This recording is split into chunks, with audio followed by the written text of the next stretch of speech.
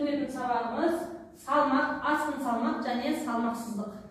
Сонымен балалар, салмақ дегенді кім қалай түсінеді? Салмақ дегенді, иә?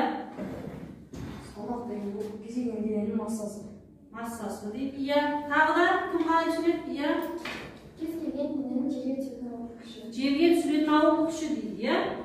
Яғни балалар, салмақ деп отырғанымыз бұл ауыр күші де емес және массада емес екен. Өткенде салмақ деп отырғанымыз дененің массасына және ауыр күшіне байланысты физикалық құбылыс екен. Яғни салмақты біз П әрпімен белгілейміз. П әрпімен белгілейміз салмақ. Өлшем бірлігі ньютон. Салмақ жерге түсіріледі дейміз. Қандай мысалға? Мен мына тәжірибені жасап көрсетейін. Мен мына жерде мына дененің несін ауырлық күшін анықтап отырмын. Ауырлық күші әрқашанда алдыңғы тақырыпта өткенімізде жерге қарай бағытталады. Ал салмақтың ерекшелігі ол жерге қарай бағытталмайды. Жерге қарай бағытталады, бірақ салмақ неге әсер етеді? Мына аспаға әсер етеді. Егер мынау ауыр болса, мен бұны көтере алмас едім, өйткені бұның салмағы мен көтере алмаймын. Ал яғни осы аспаға әсер ететін, немесе тірекке әсер ететін күшті салмақ деп атайды екенбіз. Суретін салып көрсетіп жіберейін. Яғни мынау бізде аспанымыз болсын. Осыған қандай да бір дене ілінсін, ауырлық күші әрқашанда әсер етеді денеге Ф яғни центрден жерге қарай. Ал салмақ деп отырғанымыз мына денеге әсер ететін күшті біз салмақ деп атаймыз. Яғни П салмақ. Бұның да формуласы М G-ға тең. Немесе қандай да бір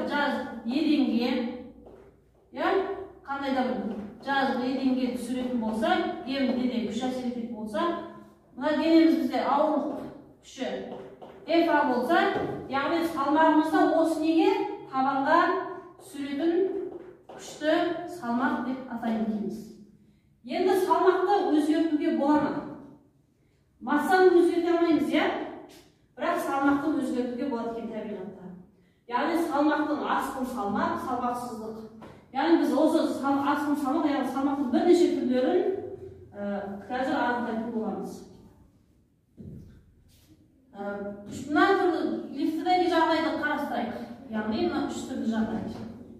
Салмақтың өзгертудің үш түрлі жағдайын қарастырайық.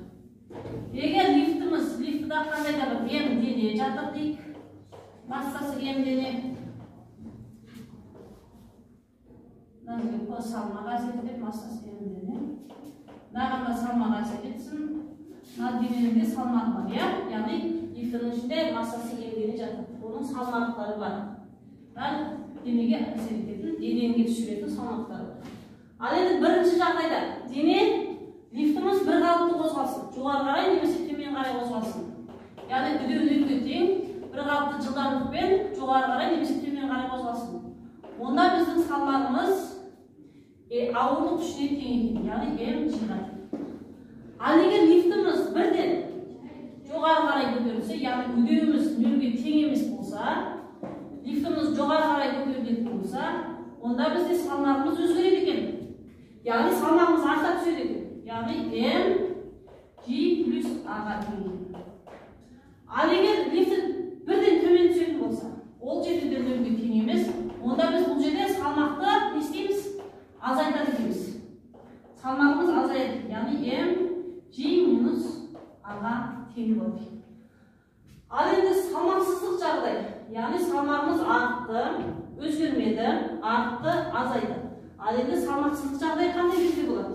Салмақсыздық жағдай еркін құлаған денелер еркін құлаған кезде.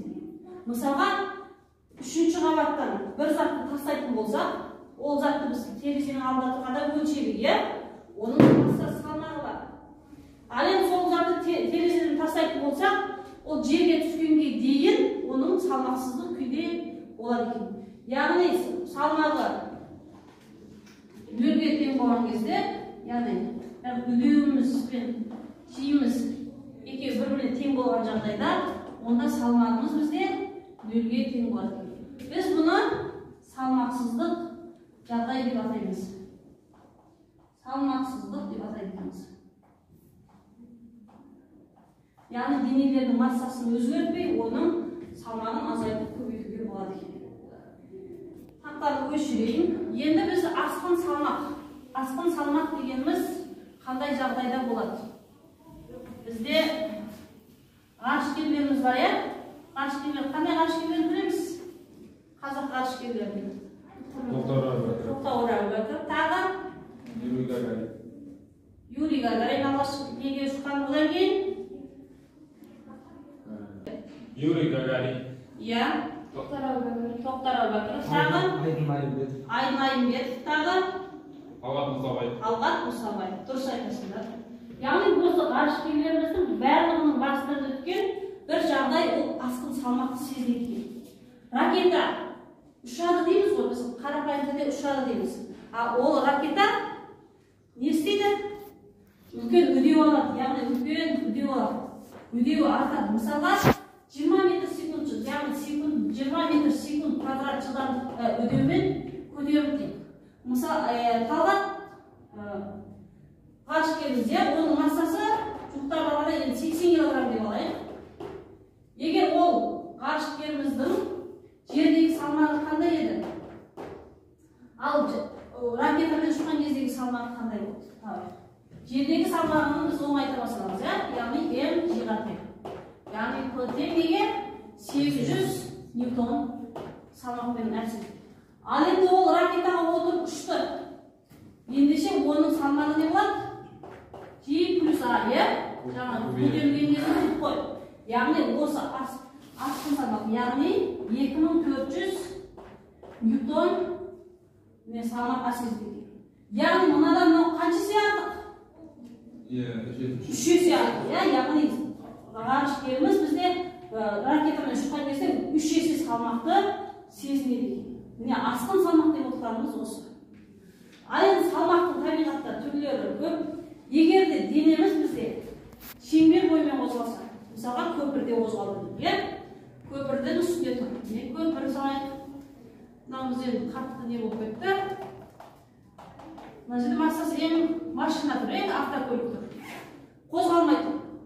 Қозғалмай тұрған кезде ауырлық күші бізде центрге, жерге қарай бағытталады. Салмағымызда осылай бағытталады, яғни салмағымыз. Бұл кездегі салмақ бізде неге тең? м/g-ға тең. Ал егер көпіріміздің үстінде автокөлік қозғалып бара жатыр, автокөлігіміз қозғалып бара жатыр, яғни былай бір жылдамдықпен қозғалып бара жатыр. Ал бізде күшіміз, яғни салмағымыз ауырлық күші болса, осымен қатар не күш болады бізде? Нормал күш болады екен. Қарама қарсы, нормал күшіміз бізде ол жерде mv квадрат бөлінген 2. Яғни бұл жердегі салмағымыз бізде mg плюс mv квадрат минус бөлінген 2. Яғни осындай күшпен салмақпен әсер етеді. Ал енді келесі көпіріміз мынандай ойық болса, көпіріміз ойық болса, онда нәтижесінде автокөлігіміз бір жылдамдықпен қозғалып бара жатыр. Мына жерден төмен қарай салмақ әсер ететін болса, осыдан жоғары қарай не әсер етеді? Жаңағыдай нормал күші mv квадрат бөлінген 2. Ендеше бұл жердегі салмағымыз не болады? mg плюс mv квадрат бөлінген 2. mv квадрат бөлінген 2. Міне салмақтардың бірнеше анықтау формуласы. Яғни салмағымыз азаяды екен, кемейді екен. Сонымен балалар, салмақ деп отырғанымыз қандай түрлері бар екен салмақтың? Айқын салмақ, салмақсыздық. Асқын салмақ болады екен, сосын салмақсыздық және тыныштықтағы салмақ болып бөлінеді екен. Тақырып түсінікті ма? Сұрақтарымыз бар ма? Жоқ. Енді осы амасын есептер шығарамыз.